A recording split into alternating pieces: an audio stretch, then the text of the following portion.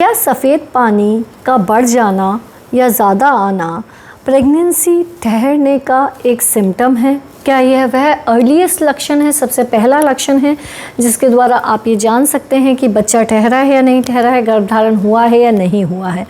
जो महिलाएं pregnancy plan कर रही होती हैं वो ये जानने के लिए बहुत उत्सुक होती हैं कि इस पर्टिकुलर साइकिल में बच्चा ठहरा या नहीं ठहरा, गर्भधारण हुआ है या नहीं हुआ। वह पीरियड मिस होने से पहले ये जानना चाहती हैं, प्रेगनेंसी टेस्ट की रिपोर्ट आने से पहले जानना चाहती हैं कि बच्चा ठहरा है या नहीं ठहरा है।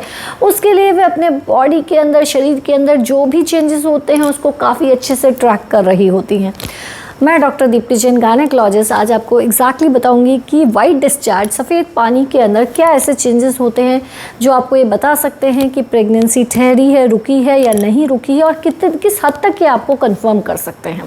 तो देखिए, वाइट डिस्चार्ज एक बहुत ही कॉमन चीज़ है, सभी महिलाओं में वाइट डिस्चार्ज पाया जाता है और साइकिल के अंदर कभी ये कम हो जाता है, कभी बढ़ जाता है। वाइट डिस्चार्ज की मात्रा कम या ज़्यादा होना काफ़ी हद तक आपके हार्मोन्स के ऊपर निर्भर करती है।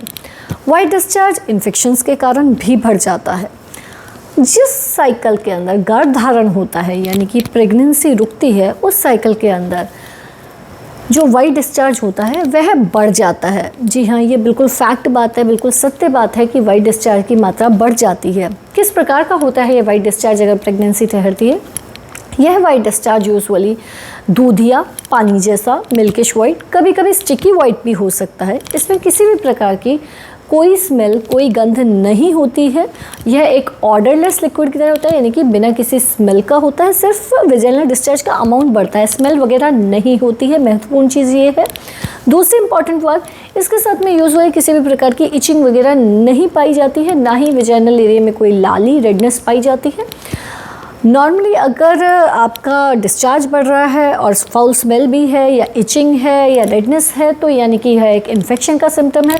लेकिन सिर्फ अगर डिस्चार्ज बढ़ रहा है, वाइटिश डिस्चार्ज है, दूधिया वाइट डिस्चार्ज है जिसमें कोई पर्टिकुलर खास स्मेल नहीं है, तो वह गर्भधारण का एक लक्षण हो सकता है जो कि यूजुअली इम्प्लांटेशन के बाद में पाया जाता है। और जी हाँ, यह शुरुआती अवस्था से ही बढ़ने लग जाता है, यानी कि जैसे ही गर्भधारण होता है, इम्प्लांटेशन होता है, उसके 1-2 दिन बाद से ही यह वाइट डिस्चार्ज बढ़ने लग जाता है।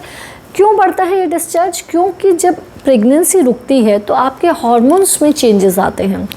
ये जो हार्मोन्स बदलते हैं, इन हार्मोन्स के बदलाव के कारण जो वेजाइनल एरिया का ब्लड सप्लाई है, वेस्कुलरिटी है, वह बढ़ जाती है, जिसके कारण यह डिस्चार्ज भी बढ़ जाता है।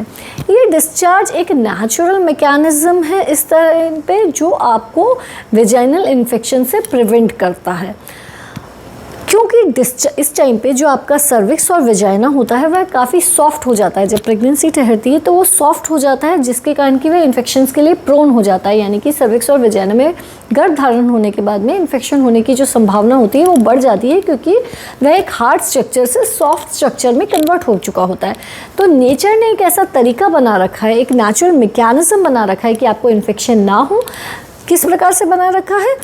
इस एरिया की ब्लड सप्लाई नेचर बढ़ा देती है। ब्लड सप्लाई बढ़ने के कारण डिस्चार्ज बढ़ जाता है, जिसके कारण के इन्फेक्शंस कम होते हैं।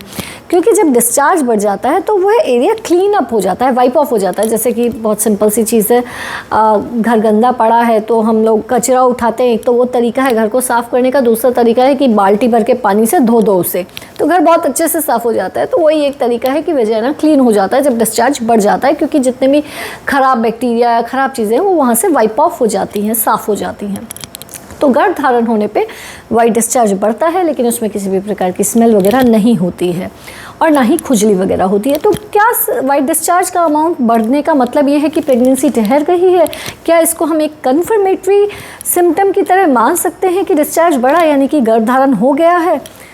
जी नहीं, ऐसा नहीं है। सिर्फ डिस्चार्ज का अमाउंट बढ़ने को हम कन्फर्मेटरी सिम्टम नहीं मान सकते हैं। इसको हम, जी हाँ, लेकिन इसको हम इम्पॉर्टेंट सिम्टम ज़रूर काउंट करते हैं। और अगर आपको ये बाकी चीज़ें भी साथ में मिल रही हैं तब हम ज़रूर मान सकते हैं कि जी हाँ, गर्भधारण हो गया है। जैसे कि आपका जी घबराना शुरू हो गया है, अगर आपको चक्कर आ रहे हैं, अगर आपके मूड चेंजेस होने शुरू हो गए, यानी कि आपको बिना फालतू रोना आना, गुस्सा आना, चिड़चिड़ापन होना, टेस्ट चेंजेस आने लग गए हैं, फूड क्रेविंग्स होने लग गई हैं, आपको ब्रेस्ट में पेन होने लग गया है, यूरिन बार बार आने लग गया है, ये सारी जो मैं चीज़ें बोल रही हूँ ये सभी प्रेगनेंसी के सिम्टम्स हैं। ऑल्दो ज़रूरी नहीं है कि हर फीमेल के अंदर, हर महिला के अंदर सभी सिम्टम्स पाए जाएँ, लेकिन यूजुअली जब 2-3 ये सिम्टम्स साथ में पाए जाते हैं तो हम हाँ जी हाँ ये मानते हैं कि हाई पॉसिबिलिटी है कि गर्भधारण हो गया है, प्रेगनेंसी ठहर गई है। किंतु मैं फिर से क्लियर कर देना चाहती हूँ, ये चीज़ें 100% कभी भी क्लियर नहीं करती हैं कि गर्भधारण हुआ है या नहीं हुआ। उसका 100% कन्फर्मेशन हमें तभी होता है अगर आपका पीरियड मिस हो गया है और आपने प्रेगनेंसी टेस्ट किया और रिपोर्ट पॉजिटिव है।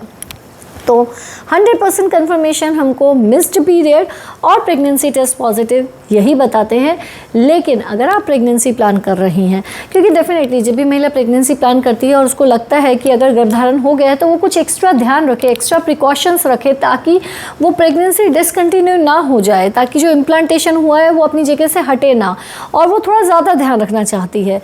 तो जी हाँ, अगर आपको वाइट डिस्चार्ज का अमाउंट लग रहा है कि बढ़ गया है और बाकी भी कोई एक आधा और सिम्टम मिल रहा है तो आप डेफिनेटली अपना ध्यान ज़्यादा अच्छे से रखिए, ताकि अगर प्रेगनेंसी हुई है तो वो डिसकंटिन्यू ना हो और आप सक्सेसफुली पूरे 9 महीने तक प्रेगनेंसी चले। इसके अलावा अगर आपको कोई और कन्फ्यूजन हो तो आप कमेंट बॉक्स में लिख के हमसे पूछ सकती हैं। चैनल को सब्सक्राइब कीजिए। धन्यवाद।